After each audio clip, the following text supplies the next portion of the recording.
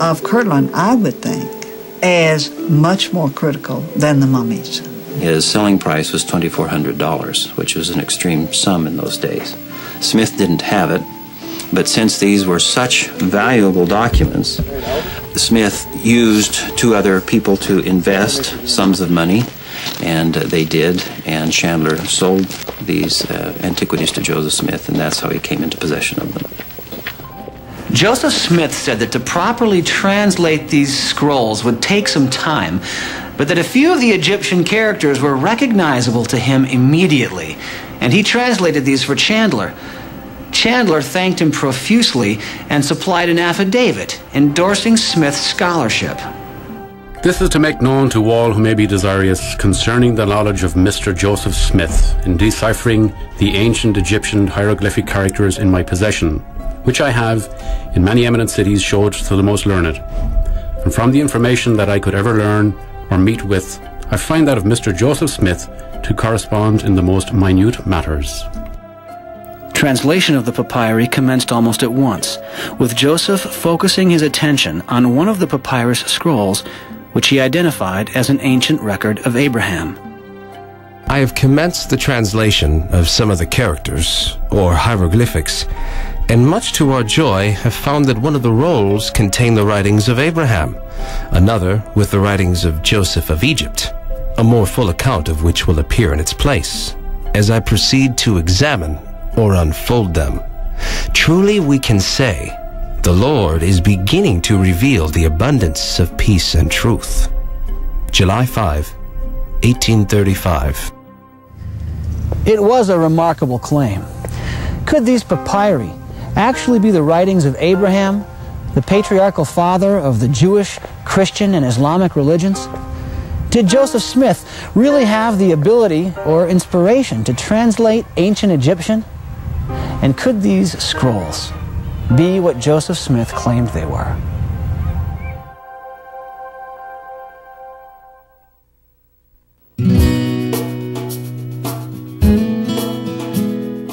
In the weeks immediately after purchasing the scrolls, Joseph threw himself enthusiastically into the task of translation. He records in his diary that he began by developing an alphabet and grammar of the Egyptian language. The townspeople were duly impressed with the work, and scores of visitors would call on the prophet to see for themselves these wondrous things.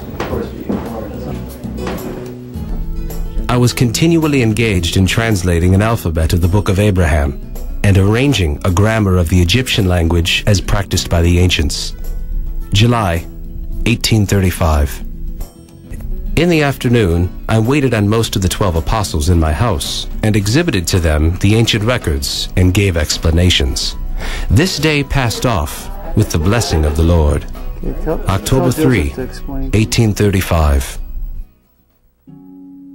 In 1835 in America, there was no one who could read ancient Egyptian. All knowledge of the language had been lost for centuries. Only recently had the French scholar Jean-François Champollion made a breakthrough in deciphering the ancient Egyptian language. The Rosetta Stone, a trilingual inscription in Greek, Egyptian hieroglyphic, and Demotic, was the key which allowed Champollion to unlock ancient Egyptian. But his work was far away from the pioneers of rural Ohio. In the 1840s in the United States, the ancient Egyptian language was virtually unknown. It had only been deciphered beginning in 1822, and that knowledge simply had not crossed the Atlantic, so that almost any interpretation given to an Egyptian document in 1842 or 45 or 50 or even 1860 would have been believable to a general audience who would have no way of comparing it with the actual truth. But in his diary, Joseph Smith confidently records doing what no scholar in America in his day could do: translating ancient Egyptian scrolls. This afternoon, I labored on the Egyptian alphabet in company with brothers Oliver Cowdery and W.W. Phelps, and during the research, the principles of astronomy, as understood by Father Abraham and the ancients, unfolded to our understanding, the particulars of which will appear hereafter. October 1, 1835. This afternoon, I recommenced translating from the ancient records. October 7, 1835. I returned home and spent the day in translating the Egyptian records. A warm and pleasant day. November 19, 1835. Spent the forenoon instructing those that called to inquire concerning the things of God in the last days. And in the afternoon, we translated some of the Egyptian records. November 24, 1835. Spent the day translating. November 25, 1835.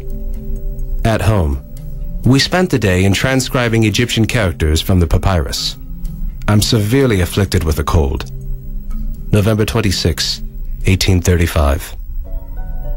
Joseph Smith, in his diary of July 1835, talked specifically about translating characters or hieroglyphics and finding that it was about, one was about Abraham and one was about Joseph. So there was a book of Abraham and there's a book of Joseph. He, with a couple of his scribes, began working on an alphabet and grammar of the Egyptian language. And we have documents, some of which, or one of which, was written by Joseph Smith himself, with some additions by Oliver Cowdery, and another one in the handwriting of William W. Phelpson. And then we have, in addition, some remarks made, or small additions made, in the handwriting of Warren Parrish. Through the autumn and early winter of 1835, Joseph continued to work on the project, and eventually the mummies and the scrolls were moved to an upper floor room here at the Kirtland Temple, where Joseph continued to work on the translation. But the translation project soon tapered off, and Joseph moved on to other matters related to leading his community. He established his own bank in Kirtland and issued his own currency.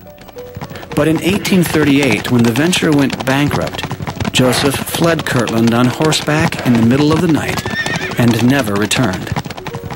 In 1839, the Mormon community relocated to a small town on the banks of the Mississippi River known as Commerce, Illinois. Joseph renamed the town Nauvoo, a Hebrew word meaning beautiful. I mean, it was a place with a few houses and 2 stores, I think. It was just a little tiny wide spot in the road, but it was located on a really pretty bluff.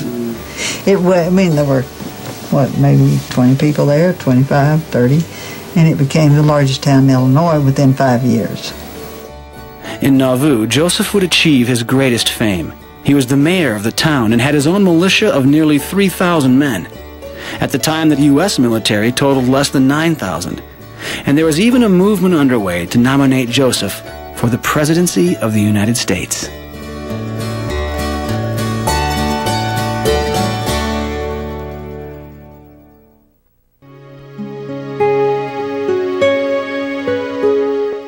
It was in Nauvoo that Joseph finally published his translation of the Abraham Scroll.